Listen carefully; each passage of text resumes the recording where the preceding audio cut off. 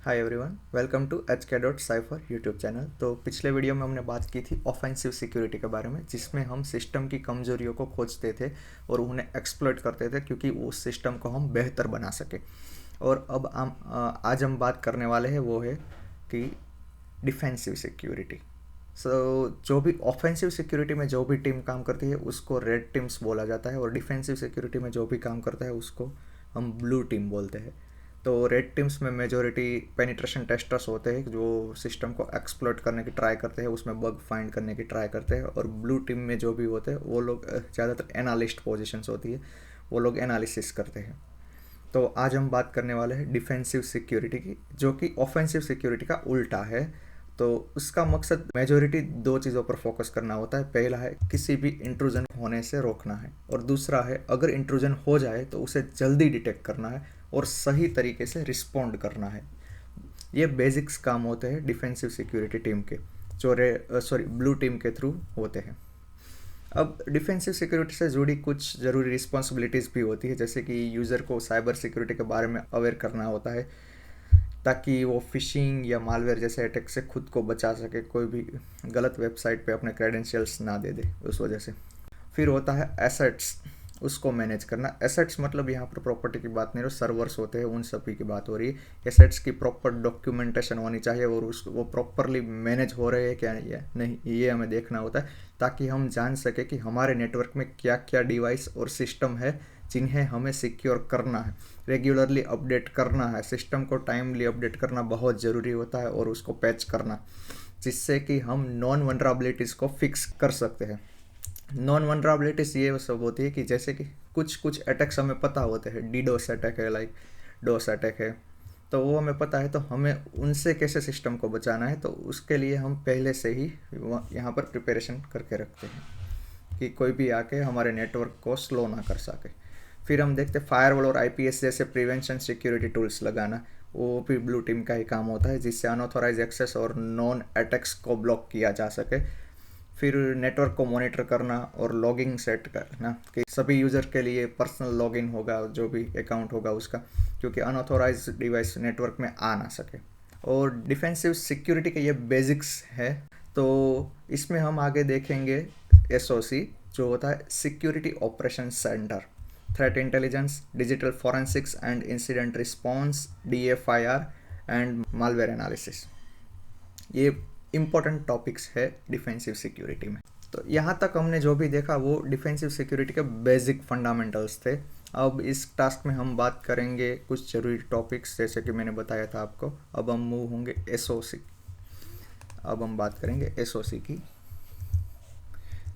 तो basically SOC क्या होता है? सिक्योरिटी ऑपरेशन सेंटर है कि जहाँ एक ऐसा सेंटर होता है जहाँ साइबर सिक्योरिटी प्रोफेशनल की टीम पूरे नेटवर्क को मॉनिटर करती है 24/7, ताकि किसी भी तरह की सस्पिशियस एक्टिविटी को डिटेक्ट किया जा सके।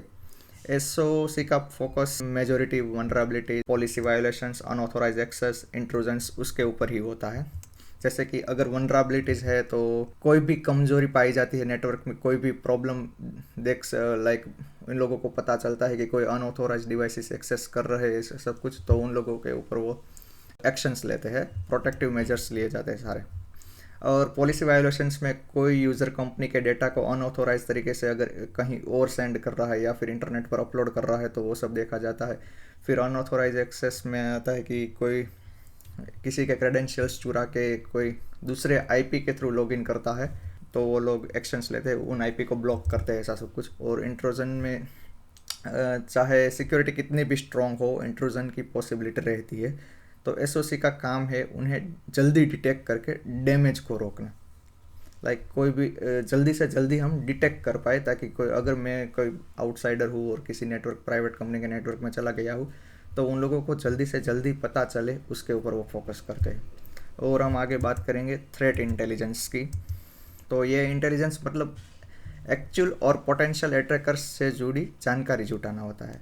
इसका मकसद है फ्यूचर अटैक्स से बचाव करना। थ्रेट इंटेलिजेंस के पास कोई भी डेटा कहाँ से आता है, तो नेटवर्क लॉग्स से आता है, फोरम्स और पब्लिक सोर्स से आता है। डेटा को प्रोसेस करके हम ये समझते हैं कि अटैकर कौन है, उसका मकसद क्या है और हमें कौन से एक्शनेबल स्टेप्स लेने चाहिए। जैसे अगर अटैकर एक रैंसमवेयर ग्रुप है तो हमें पता चल सकता है कि वो कौन है, कौन सी टेक्निक्स को वो इस्तेमाल करते हैं और हम कैसे उन्हें रोक सकते हैं। यही होता है थ्रेट इंटेलिजेंस। अब हम बात करेंगे व्हाट इज़ DFIR। DFIR जैसे कि मैंने आपको बताया था, digital forensics and incident response. ये अच्छा टॉपिक है कि अगर आपको डिजिटल फॉरेंसिक्स में जाना है, कोई भी गवर्नमेंट के लिए काम करना है तो डिजिटल फॉरेंसिक्स का मतलब होता है कि अटैक के बाद सबूत इकट्ठा करना होता है। Same as like crime departments, कोई भी क्राइम हो जाए तो उनके बाद वो सबूत इकट्ठा करते हैं, तो उस तरह हम टेक्निकल सबूतों को इकट्ठा करते हैं और फिर वो सारे जो भी सबूत इकट्ठा किए हुए हैं उनसे वो लोग एनालिसिस करते हैं। जैसे कि फाइल सिस्टम्स होती है, कौन सी फाइल बनी, डिलीट हुई या और राइट हुई, मेमोरी में क्या रन हुआ था, कौन सा प्रोग्राम रन हुआ, तो वो मेलिशियस प्रोग्राम था कि नहीं था, वो सब देख जाते हैं। और फिर वो लॉग्स चेक करते हैं, सारे सर्वर के लॉग्स, हमें पता चल सकता है कि उसने क्या क्या किया है, क्योंकि हम कुछ भी एक्टिविटी करते हैं तो हर बार सर्वर में लॉग जनरेट होता है। और फिर नेटवर्क लॉग भी चेक करते हैं कि कौन से पैकेट कहाँ पर सेंड किए हुए और किसको सेंड किए हुए। अब आते हैं हम इंसिडेंट रिस्पॉन्स में। जो किसी भी साइबर अटैक जैसे डेटा ब्रीच, मालवेयर इन्फेक्शन या इंट्रूजन के बाद हमें प्लान के हिसाब से रिस्पॉन्ड करना होता है। ऐसा नहीं होता कि हम आए और कोई भी आईपी को ब्लॉक कर दिया, कि ऐसा पूरा नेटवर्क बंद कर दिया, इस तरह नहीं होता है। तो सबसे पहले प्रिपरेशन करनी होती है कि टीम को ट्रेंड रखना है कि ऐसा ऐसा हो तो क्या करना है। फिर हम डिटेक्शन एनालिसिस करेंगे।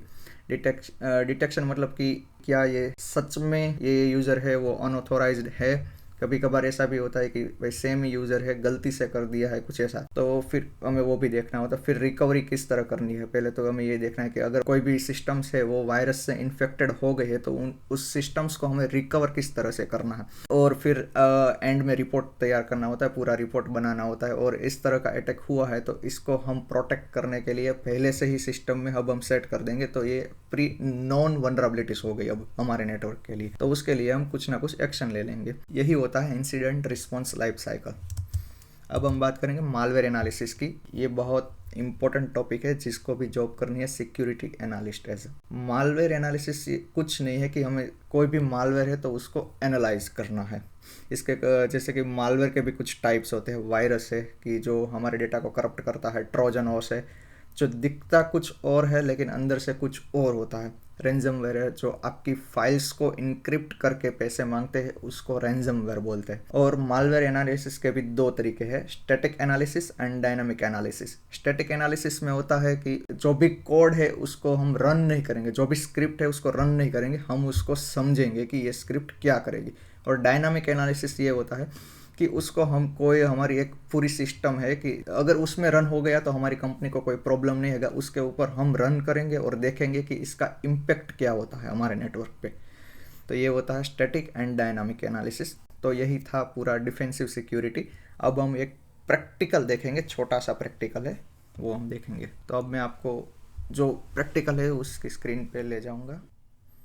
तो जैसे कि आपको पता है कि मैं सारे प्रैक्टिकल ट्राई एक्मी के थ्रू करता हूँ, क्योंकि उन लोगों ने पूरा एक एनवायरनमेंट सेट करके दिया हुआ है कि आप यहाँ पर प्रैक्टिस कर सकते हो। तो ये हमारा ट्राई एक्मी का डिफेंसिव सिक्योरिटी के लिए एनवायरनमेंट सेट किया हुआ है। तो जैसे कि आप यहाँ पर देख सकते हो कि यहाँ पर SIEM का डैशबोर्ड दिख रहा है। वो इवेंट मैनेजमेंट का जो पूरा डैशबोर्ड होता है ये ऐसा दिखता है। अगर इन फ्यूचर आप लोग cyber security as analyst job करते हो तो आपको भी ऐसा डैशबोर्ड देखने को मिल सकता है। तो सबसे पहले हम यहाँ पर देख सकते हैं कि यहाँ पर successful SSH authentication attempt two port 22 from IP, ये सक्सेसफुल हुआ है। तो इसमें कोई दिक्कत नहीं है। ये IP डिफरेंट है। यहाँ पर देखिए रेड हो गया, unauthorised connection attempt detected from IP address. ये IP एड्रेस दिया है टू पोर्ट 22, तो कोई अनऑथोराइज एक्सेस है जो पोर्ट 22 है, उसका मतलब होता है SSH पे अटैक कर रहा है। क्योंकि SSH ऐसा टूल है कि वो रिमोट कनेक्शन ले लेगा आपके PC का, तो कोई रिमोट कनेक्शन लेने की ट्राई कर रहा है। बाकी तो user John Doe log in successfully, multiple log in attempts fail for the John Doe.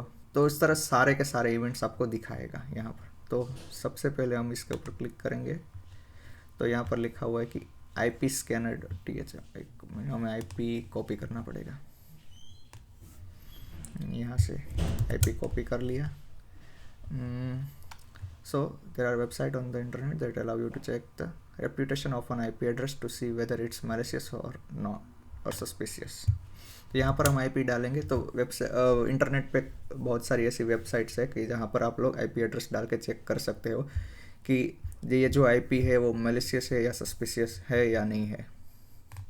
हमने सबमिट किया और it's found as a malicious IP address. ये कोई लाइक पीसी हैक करने की ट्राई कर रहा है, क्योंकि देखिए यहाँ पर दी हुई है सारी वेबसाइट्स। यहाँ पर है वेबसाइट के ओपन सोर्स डेटाबेस है जहाँ पर आप लोग IP एड्रेस डाल के चेक कर सकते हो कि कोई भी IP malicious है या नहीं है। तो ये मिल गया, तो अब कंफर्म हो गया कि ये कोई malicious IP एड्रेस है, आउटसाइडर है जो हमारे नेटवर्क में एंटर होने की ट्राई कर रहा है। तो अब हम क्या करेंगे, एस्केलेट दिस इवेंट टू, हम सेल्स एग्जीक्यूटिव को तो नहीं देंगे, सिक्योरिटी कंसल्टेंट को भी नहीं देंगे क्योंकि उसका काम नहीं है, इंफॉर्मेशन सिक्योरिटी आर्किटेक्ट को भी नहीं देंगे क्योंकि वो आर्किटेक्ट है, वो सिर्फ लाइक वो कौन से सिक्योरिटी डिवाइसेस किस तरह से कनेक्ट करना है वो सब देखेगा। लेकिन हम देंगे एसओसी टीम लीड को यस, क्योंकि वो टीम लीडर है सिक्योरिटी ऑपरेशन सेंटर का।